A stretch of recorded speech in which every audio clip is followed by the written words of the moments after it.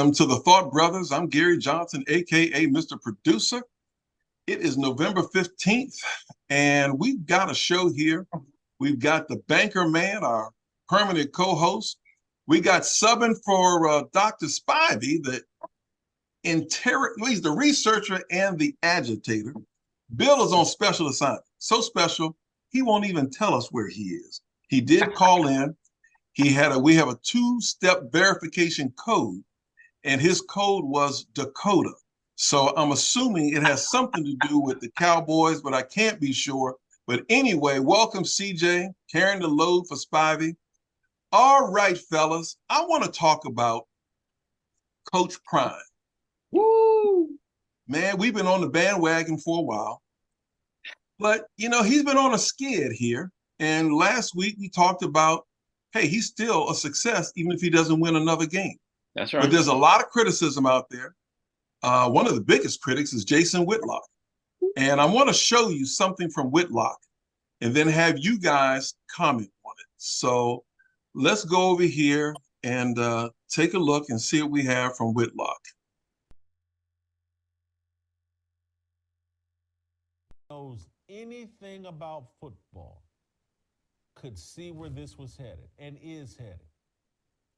I was the one that had to tell you all, because everybody's, oh man, Deion's so relatable. The recruits love him. And I was like, well, hold on. Have you checked the recruiting rankings? Have you looked? He's not dominating the recruiting ranks. It's not working.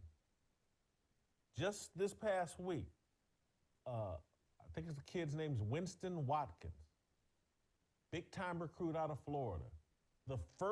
He is the first player that ever committed to Deion at Colorado. Now, he's a 2025 recruit, but in December of 22, being from Florida, he committed to Deion in Colorado.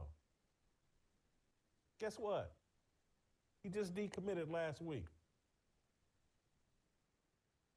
He can see where this is headed. Anybody with a brain can see where this is headed. This is all about Shedeur Sanders, Deion's son, the quarterback.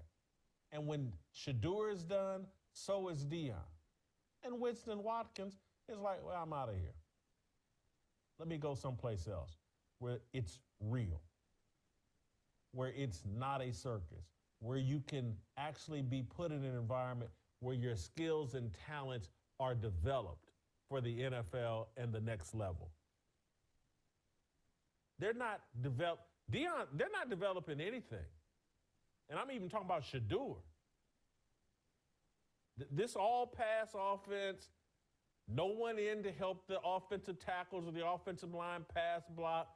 Shedeur is getting the crap beat out of him. That's on Deion. When daddy's the coach and he loves to see the ball in his son's hand and he loves what his son says about Deion,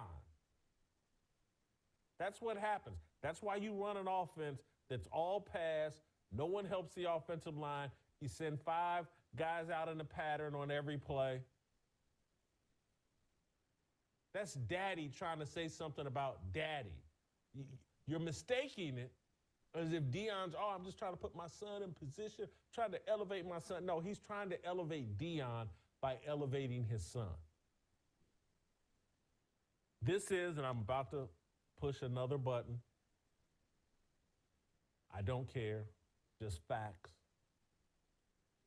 If LeVar Ball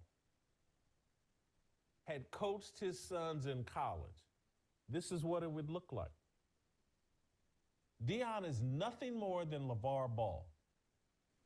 Okay, fellas. Banker Man, is this kind of criticism warranted for Coach Prime? I think the first thing we need to do is something I don't normally do. Got to take a shot at the dress of Jason Whitlock. Come on, man. You know, if you're going to be on a national scene, you can do better than a printed T-shirt. Come on, brother. Come on, man. Represent. Wear your alma mater or something. Come on. If you're gonna represent and criticize people and put people down, the best thing you can do is represent yourself at a better. Colorado won 1 game last year. They've won 4 games this year. They've sold out the stadium for the year. Okay. Whether the program's heading south or not, the program has made a ton of money because of Deion this year. Okay. There has been hope with the Buffalo football team where there wasn't hope in previous years. Okay. So, no, those games that he's losing, with the exception of the Oregon game, have been fairly close. Yeah, he shouldn't have lost it. They shouldn't have lost to Stanford. Okay. But it was still a close score. The other games have been close as well. So I think that, yeah, he's just going way overboard. The bottom line is they won 1 game last year. They have won 4 games this year. They may not win anymore. There's only 2 games left, okay? But they have improved. They've improved their win-loss total this year versus last year. They've improved their attendance this year versus last year. And they've made a boatload of money. Their bottom line is looking a lot better at Colorado. And Deion will get better recruits. A kid who's coming out in 2025, that means the kid committed when he was a sophomore. The kid just finished his junior year. Where I come from, and even though I'm only the president and founder of a high school football alumni association, I can tell you right now, usually you save your best for last. It's not how you start, it's how you finish. So let's see what type of senior year this kid who decommitted has, because suddenly if he doesn't have a great year, people will be decommitting from him. So I believe Coach Prime has something going. Now, what happens is, though, when you're in a sport like football, if you talk a lot of trash and you hype up people up, then you can't afford to lose too many games. That's called fuel for fire, okay? And Deion's been fueling the fire. Now, it works great if you're winning, but if you're losing, it doesn't work too well. But regardless, the facts are what I stated. Increased wins versus losses this year, increased attendance, and increased revenue. If you can, and to my knowledge, there's been no trouble off the field. People forget about that, right? Ain't no players getting arrested. Ain't no players getting caught up in drug busts. Ain't no players getting caught up with prostitutes. As long as that don't happen, Coach Prime gonna be in Buffalo, be a Colorado Buffalo's head coach for a while, and I believe he will build on this season's win totals. What you got, Gary? What's good? What's going on, CJ? What you got? What's your thoughts? Jason Whitlock. All right. We'll start by dismantling a couple of his stupid points. He compared Deion to LeVar Ball. So LeVar Ball is a Hall of Fame basketball player. He's been a successful head coach anywhere before. Like, no, asinine point. Saying that it's a circus and they're not developing players and basically accusing Deion of nepotism. So these white coaches don't have nepotism too. They don't have their sons on the staff and on the team and all that. That's not prevalent through college football culture. Jason Whitlock, his grift is boring at this point. This is why he's irrelevant as a commentator, except to just try to have these hot takes and try to be controversial with stupid asinine points. He's basically just like a fat Candace Owens, but he covers sports. He gets paid to have the most anti-Black opinion on every topic. So you can predict he's not even an interesting analyst who has his own ideas. He just comes out and has the most Uncle Ruckus opinion on anything a Black athlete does. And that's pretty much his whole thing now, in terms of also dressing terribly, like he's blind. So outside of that, I don't see any relevance to even cover Jason Whitlock and his tired ass points. All righty. Jason got more press than he deserved with us, but I'm glad that we covered him. That's and right. I'm glad that we had this conversation, because had we not done that, we would not have heard CJ's points as he broke it down. So thank you, CJ. What else we got, Banker? What else we got? Come on, man. Look, I'm not going to talk. I don't know if I want to talk about the NFL right now, but we're going to go ahead and talk about it. All right. The Cowboy fans and Spivey and his people. Okay, all right. You guys won. You won big. All right. I don't believe the Cowboys going to do anything until they get to the playoffs. The Cowboys have won games during the season, and as soon as they get to the playoffs, they don't do anything. This has been going on since Deion last won a Super Bowl championship with them. You hear me? Prime. So that's the last time they won a Super Bowl. Prime was wearing number 21 playing defensive back for the Cowboys.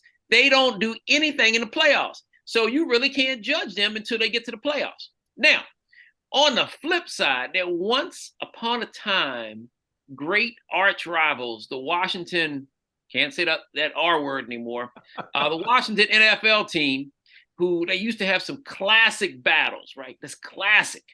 I was with the R team, the Washington R team, but I don't know if I'm with the Washington C team because the Commanders can't command anything. Look, I'm telling you, man, I just don't understand it. I tell you one thing, Sam Howell, though, the quarterback, is the best thing that's happened to them in a long time. They actually are losing games, not because of the quarterback. It's been a long time in Washington, but when they haven't been, it even took Kirk Cousins. Kirk Cousins is a solid NFL quarterback with a monster contract. And even though he's out for the season, it took him about 3 or 4 seasons for him to develop into a solid NFL quarterback. He was like developing the first 3 seasons. The first season, he was completely behind RG3. And in year 2 and year 3, he was developing. So Sam Howell pretty much, as soon as he got the ball last season, the last 2 games, and this year, he's been doing a heck of a job. So with that being said, with no consistency in the Washington football program, I just pray they don't hire Bill Belichick, who should be retired and should be watching sunsets and drinking martinis on one of his boats that says 5 rings, 6 rings, 7. I don't know what it says, but he should be out there in the Florida Keys somewhere with Jimmy Johnson. But anyway, the point I'm trying to make is Dallas will not win the Super Bowl. I don't think they're going to win a playoff game. I think because of that, Jerry Jones is like, I'm like 80 years old. I want to win the Super Bowl again. If Mike McCarthy and the Cowboys lose in round 1 of the playoffs, if they don't make it at least to the NFC Championship, I think Mike McCarthy's gone, regardless of what Dallas does this year.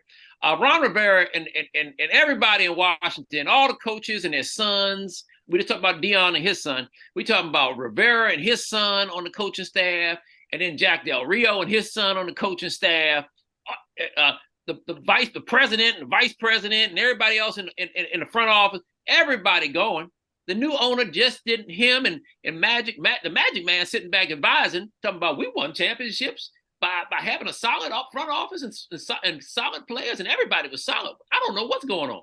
Magic flew from West Coast, LA, brought Cookie, and it was 37-0 in the Buffalo game. They just kicked the field goal so they wouldn't get shut out. Magic ain't gonna keep flying across country to see a game, and this keeps happening. So I predict the Commanders are currently, if I'm not mistaken, 4-6. There's 7 games left. I'm gonna go out on a limb and say they win 2 more games, and those 2 games will be closer to the end of the season when people are resting their starters. So they're gonna end up 6-11 is my prediction. They will definitely have a new coaching staff, new front office. I think they're going to get rid of the general manager. I think they're going to clean house because guess what? You could win more than 6 games with a brand new coach. I've seen rookie coaches come in and win 9, 10 games the first season. The guy in Miami is on his 2nd or 3rd year. So he got here after Ron Rivera, and the Dolphins are already in contention. They were starting to win last year. So I think the key is with this. Oh, and not to mention our counterpart, we're trying to be what the Eagles are. The Eagles coach is just in his 3rd year. He got here a year after Ron Rivera, and he's already been to the Super Bowl. So basically what I'm saying is Patrick Mahomes will win the Super Bowl this year. Dallas will lose in the playoffs. Coach will be fired. Washington's coach is going to get fired. The Rams, they used to be dominant. Go Chargers. But that's what I got. That's my NFL take this week. Boom. DJ. You're up. Yeah. Pretty much agree with most of that. Like I said, for the Commanders, like I said, it's Ron Rivera is a dead man walking, and it doesn't really matter how many games they win for the rest of the year, honestly, because the defense is terrible. They're going to need to rebuild that. But like I said, it's about just developing the franchise quarterback. That's the hardest thing in the league, is to find a franchise quarterback or somebody who's playing like the caliber that Sam Howell is playing. He's number 1 in pass yards in the league. He's number 1 in like a lot of statistics in terms of passing. Number 3 in touchdown passes. Yeah, like he's got a rocket arm. He's got more arm talent than Kirk Cousins. Like I said, I think he's got a stronger arm, more mobility. higher ceiling. So he's got everything you would want in a superstar franchise quarterback. So what you need to do now is build around him, build a system around him, build a defense, and give him a fighting chance. Because like I said, it's not his fault they lost that game last week. He threw one of the most incredible passes I've seen all year to tie that game up at the end of the game over two defenders, like just weaving that ball in there on a rope. So Sam Howell's been good all year. And like I said, he hasn't even had a full season as a starter. So again, and his offensive line is subpar. So again, you just have to focus on that and build around that, get him a new coach, get him a defense, and then build from there. I think they should kind of be on what the Wizards are on and just kind of tank for a better draft pick. Try to get that tight end out of Georgia, try to get the rebuild going, and try to get the best players you can going forward, because it's not about this year. Okay. So go ahead, Carlos. Hey, I was just going to say, and CJ and Gary, something we need to look at, right? The least sexy position in the NFL is the offensive line. Least sexy, right? Everybody's talking about middle linebackers, defensive end, defensive back, quarterback, running back, receiver. Man, you ain't doing nothing if you ain't got an offensive line.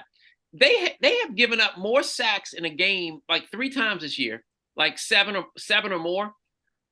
The 1991 Washington R team that won the Super Bowl gave up 7 sacks the entire season. And they've had 2 or 3 games where they've given up 7+ sacks in one game. Trust me, if you want to build a champion, you got to build a solid, super offensive line. Trent Williams, we talked about some of the issues he had. He's playing for San Francisco now. Is it a coincidence? We actually went from being a 9-7 team to probably a 7-9 team, or a 6-10 or a 6-11 team without Trent Williams.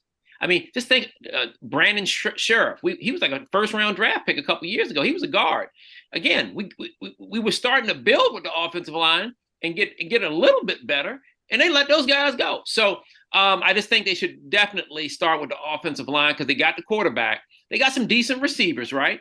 And actually, the defense is actually playing a little bit better without Montez Sweat and Chase Young. I mean, don't get me wrong, but I ain't seen 37 points go up the last 2 weeks. I haven't seen 35.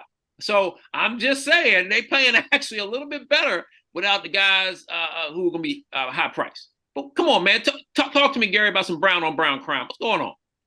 Well, I heard something.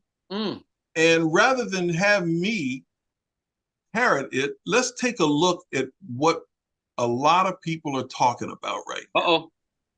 Yeah, so let's take a look and a listen at this. You got brown on brown crime right up top, but it's just an inside slant. Watch him stem him, get foot to foot, face to face, and then break off 45-degree angle. Trey Brown. All right, so let's put this in context with this brown on brown crime reference. Hang on a second.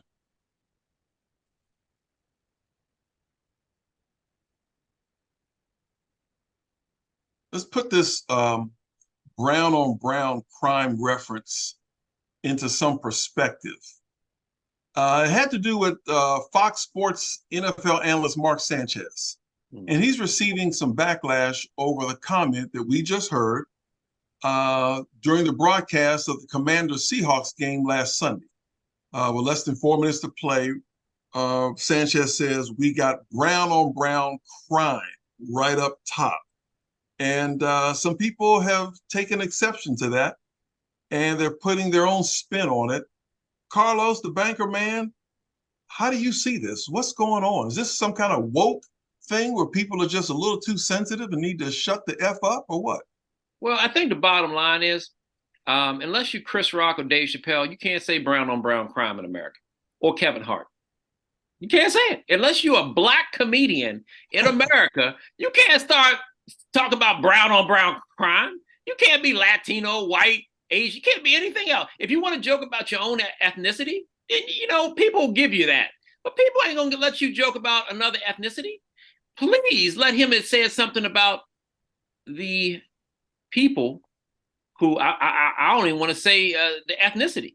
But if he had spoke about our good Jewish friends, oh my God, he might have lost his job. So put that in perspective, right? You think they would have settled for that if he had mentioned that? Nah, they ain't going for that. And guess what? I'm gonna stand with my brothers and sisters and say, come on, man, you can give better examples. Don't be throwing no brown on brown crime.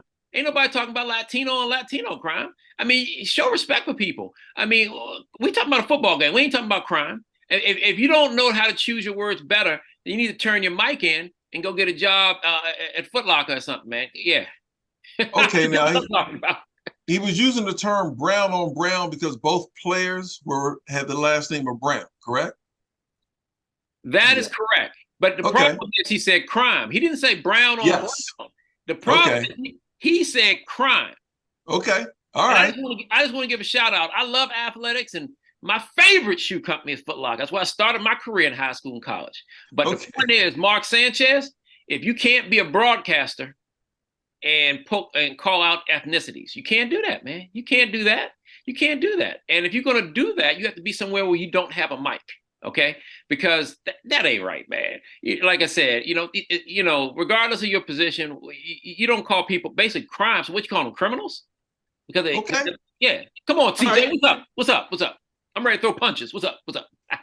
I'm just not offended. I think it's just a bad joke. Like I said, he was on air trying to make a joke that wasn't particularly great, and that's pretty much it. I don't think he was thinking deeper into like, yeah, this is a criminal element because they're black. And I think he saw a receiver with the name Brown going against a cornerback with the name Brown and just tried to make a joke that wasn't great. Like I said, not the greatest. They haven't been giving the Commanders the greatest broadcast teams for their games either, which I've noticed. They've been getting the D-list broadcast team. So I think it's just a product of that. I mean, I'm not really thinking Mark Sanchez is like really making a deep political statement here. I think he's just like kind of a subpar announcer. I've got a folder here that I'm pulling in. It's from Fox Sports. And they were asking Carlos if you would be available to broadcast Sunday's game. How about that? With the Commander. So, my goodness. And you know what? A lot of times when people make these crazy comments, right, they may not mean anything. But the point is, when you say certain things, if it affects people and affects people's mentality about life in general, or it puts a certain stigmatism on, people. I mean, right now, there's a lot. I mean, right now, the last 20 years, 30 years, 40, whatever you want to call it, there's been a lot of black on black crime, right? Brown on brown crime. So I just think that the analogy is bad. I think that, I don't know, you just need to choose your words more carefully if you're on such a high level.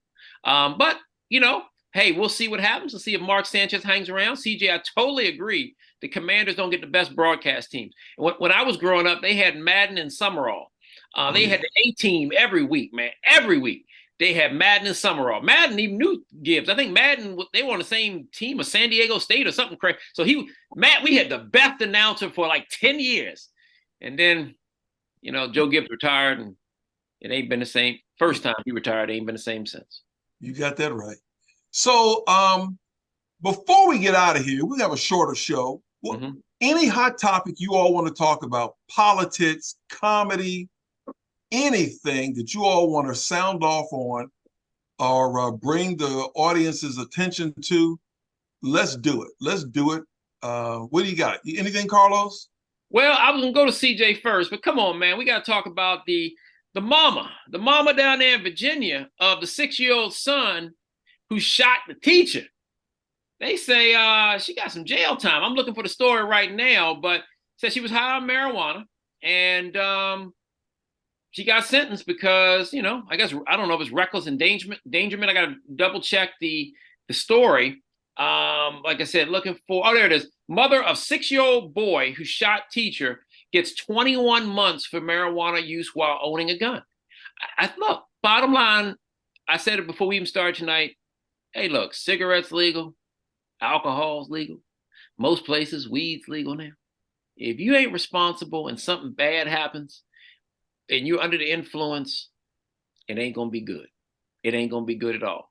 And in this case, a teacher almost lost their life because, it appears that the 6-year-old kid did not have the leaping ability of Michael Jordan and did not have the climbing ability of a special forces soldier on the side of a mountain. He simply had a mother who was under the influence, who somehow the gun, maybe it wasn't where she said it was, and maybe it obviously wasn't locked, because I don't think the kid had, hands of steel to rip it off. So I think a lot of these things come down to responsibility. If you're not going to be responsible and you want to live your life a certain way, you got to be prepared to pay the consequences if something like that happens. I'm glad the teacher is, I guess, recovering, but I think she has got a massive lawsuit down in Virginia. The young kid, obviously, I'm not sure, they said he has some medical issues or whatever, but he probably needs to be with somebody who can give him more attention, not less. And it's just a bad story all the way around. That's my thoughts on it. CJ. Just sounds like a neglectful parent. Yeah, like I said, I don't see anything deeper other than, like I said, it sounds like bad parenting. Like I said, maybe left a gun in access of where a kid could get it. And yeah, like I said, I am familiar with some states do have like laws where you like can't own a gun and have like a medical card and things like that, which I think are somewhat problematic because again, there's no law saying you can't own a gun and be like an alcoholic, which is far more dangerous to have a gun than somebody who's going to be eating Doritos and watching movies, being stoned at home. But like was stated before, like it doesn't matter what the substance is. Anybody could be irresponsible with anything. Could be addicted to cheeseburgers. You could be addicted to whatever. So if you're not using it responsibly and you're not, being a responsible gun owner above everything else, then yeah, it's going to be issues. I mean, it's America. There's going to be a ton of gun related problems for the end of time because of our laws. Okay. CJ, you want to take us out on any kind of topic? You got anything?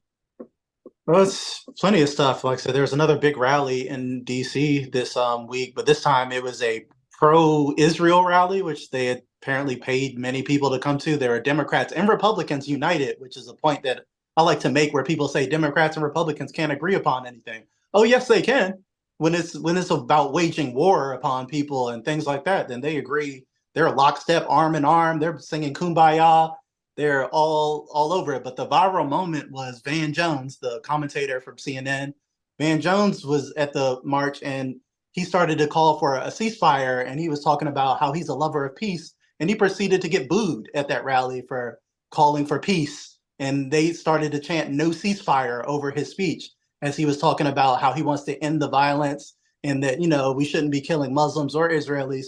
They didn't like that. So what that ended up doing is kind of hurting their perception of what they're trying to do is say everyone support Israel in their war crimes, and you're having a pro-war rally. So when it's kind of hard to be on the right side of history when the guy on the mic is saying, I want peace, and you start booing him. And he says that we should stop killing innocent civilians, and you start chanting no ceasefire over him.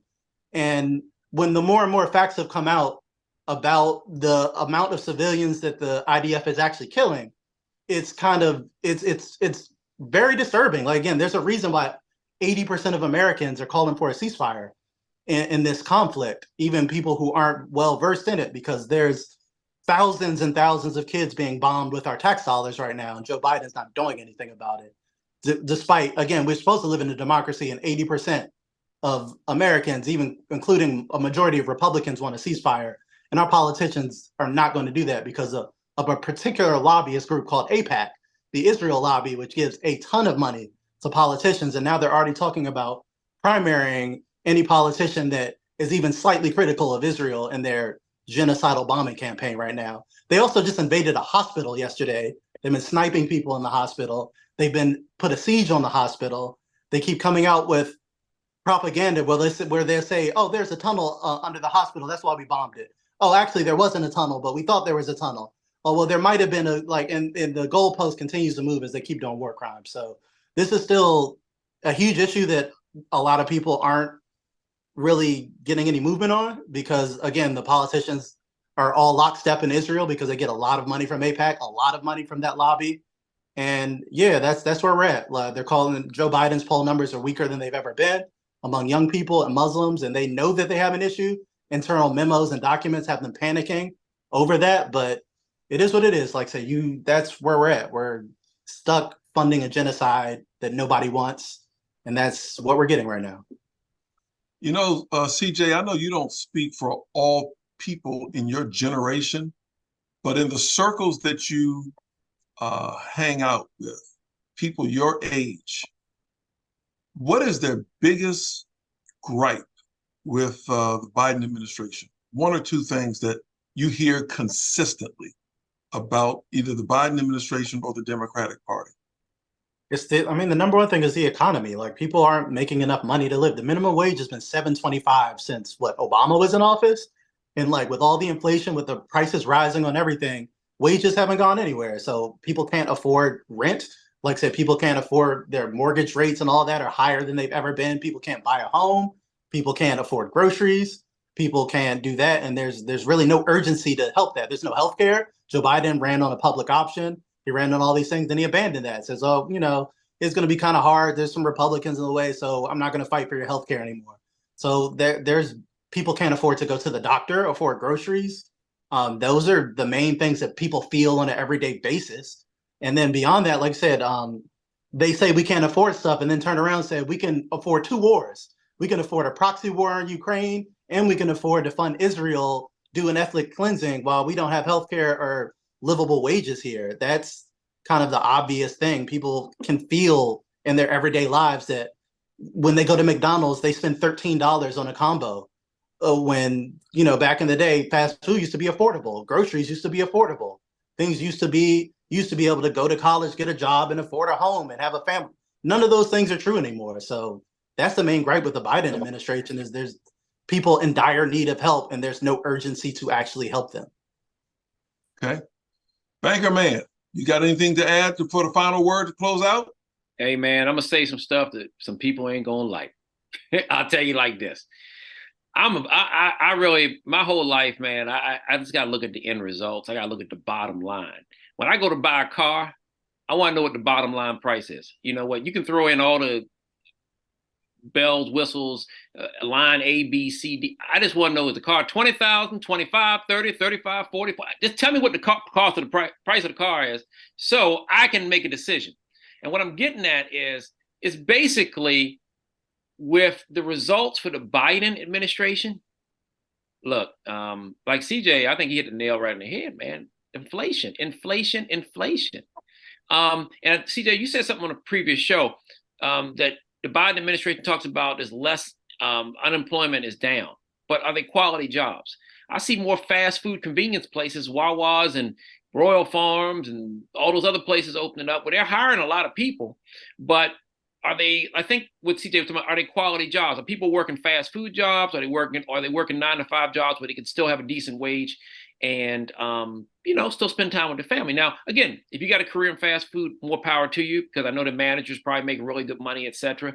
But the point we're trying to make is, if you consider what a quality job is based on benefits, healthcare, pay, life-work balance, those jobs that have helped lower the unemployment rate are not considered quality jobs. So the end result with Biden, I hate to say that, but Obama, we were living in, man, the Obama time is going to be like a time we're going to remember forever, man. It was like 8 years of low interest rates, and just people were starting to make progress, and actually all the different ethnicities were getting along, and things were starting to go great. And unfortunately, due to term limits, Obama can't run again. And then we get Trump coming in, Trump crazy as hell, just crazy about everything. He was even walking around with the guy from South Korea, the leader from South Korea. He's walking around with people who's supposed to be our enemies. But you know what? At the end of the day, this is what's going to make everybody mad. Trump, I mean, I don't know. Wasn't no war going on with bombing hospitals and bombing schools, and inflation wasn't crazy, and interest rates were down. Yeah, he's crazy. Without a doubt, he is crazy. But his results are actually starting to look a lot better than Joe Biden's. Times are so tough out here. 13 and 14-year-olds got to literally carjack every day to get by. I mean, it's no joke. There have been more shootings under Biden than there were under Trump. I mean, it's just crazy. It's like every day something gets worse. And I'm not sure if Joe is still awake at the wheel, or if Joe is at the point where, if Joe is just he's just going through the motions just so he can say he's president. And for him to run again, I don't know, man. We need a new superhero. At this point, I'll take Chris Rock. I'll take Dave Chappelle. I'll take Kevin Hart. I'll take any of the guys who got a national presence over Joe Biden right now, because we're not seeing the results. And if we don't see the results, things are just going to get worse. So And the big problem the only other guy that looks like he's the guy who's leading for the Republicans is the guy we don't want back in. Now, he had decent, compared to Biden, he had decent results, but this dude was a straight clown. I mean, think about all this. He had Kanye West in his office one day, and they were talking about, I don't even know what. This guy was doing all types of crazy stuff. I mean, look, the bottom line is we need some better candidates out there. And if we don't get better candidates, I don't know what's going to happen. I mean, we may go through another 4 years with Trump. I mean, like you said, he'll probably lower inflation. He'll probably lower interest rates on real estate because that's where he made his money at. From a financial perspective, things will probably get better. He might be tougher on certain crimes. He probably won't go to war because everybody thinks he's crazy as hell, so they're not even going to mess with him. He doesn't want to start a war. He just wants to make money. So it's a weird dynamic at this point. Can we do anything to get Obama back? Can we get an amendment made where we can get a third term from Obama? I don't know, but I don't think it's going to happen, man. So that's my take. Biden is getting a D from me, and I think Trump got a C from me for his administration. But unfortunately, Trump's right now bottom line results are looking better than Biden, and that's pretty crazy to say. So, all right, CJ, I'm gonna give you the final word before we close out. Anything on what the banker man said? Only two things. The one thing I agree that Biden, the Democrats not having a primary is crazy, and it's almost like gaslighting America. There's a poll that most people don't even think Joe Biden will survive another term, not much less be like an effective president cognitively and things like that. So that is insane that they won't even allow any competition. They're saying like, oh no, there's no primary. Joe's fine. We can see that Joe is not fine. Like Joe is 1,000 years old and doesn't know where he's at most of the time. And you're telling me you think he has another 4 years left in him? That's crazy. So the fact that it's almost like insulting that they're gaslighting us and saying like, oh no, he's completely fine. Look at him. He can run the country. Like, come on, dog. Like it's rough. But, and then beyond that, I think there's a generational disconnect on Barack Obama between young people and older people, because the younger generation kind of despises Obama because we voted for him and he, in his own words, governed like a moderate Republican. And we didn't vote for Mitt Romney. We voted for somebody who, we thought was going to have some sort of priorities for some sort of, progressive goals, something that was a little bit more for, like I said, the younger generation. And he governed, and like I said, like a typical Republican. He bailed out the big banks. He, like I said, the mortgage crisis and things like that. He sided with Wall Street every step of the way before and over people. And he didn't give us health care with a supermajority. He could have gotten at least a public option. I know he's more moderate. He could have got Medicare for all if he wanted, because he had a supermajority and he was super popular at the time. But he didn't use that. His whole argument as a president was, well, I have to work with these fine Republican gentlemen, while they're over here saying, oh, he was born in Kenya and we'll never work with him. But he's bending over backwards to compromise with the people that he was supposed to defeat. And so there's a big disconnect. And now even post-presidency, Obama seems to only resurface when there is some sort of progress. And he is a voice to say, hey, everyone calm down. Let's go with the status quo. The NBA strike was a great example. And LeBron on the barbershop went and said that when the NBA players are going to strike during COVID and they had the whole world watching them, it was Barack Obama that called them and told them to calm down. But maybe we should just, set up some voting centers and just vote for Democrats and that'll fix the problem. So he stopped a great moment of progress where they could have done something for, the George Floyd situation and things like that. But again, Obama swoops in, says, oh no, calm down, everybody, just the status quo is fine. And that's pretty much all he's done since he's not been president. And that's probably what he gets paid. He's got these lucrative book deals.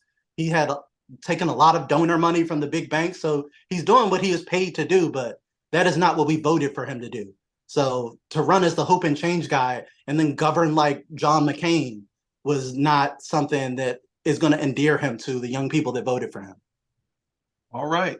Ladies and gentlemen, now you know why we call this show The Thought Brothers. Okay. I'm Gary Johnson. For special, Bill Spivey's on special assignment. In We are Dallas. the Thought Brothers. Yes. We are the Thought Brothers. We are out of here. All right. Good Be night. safe.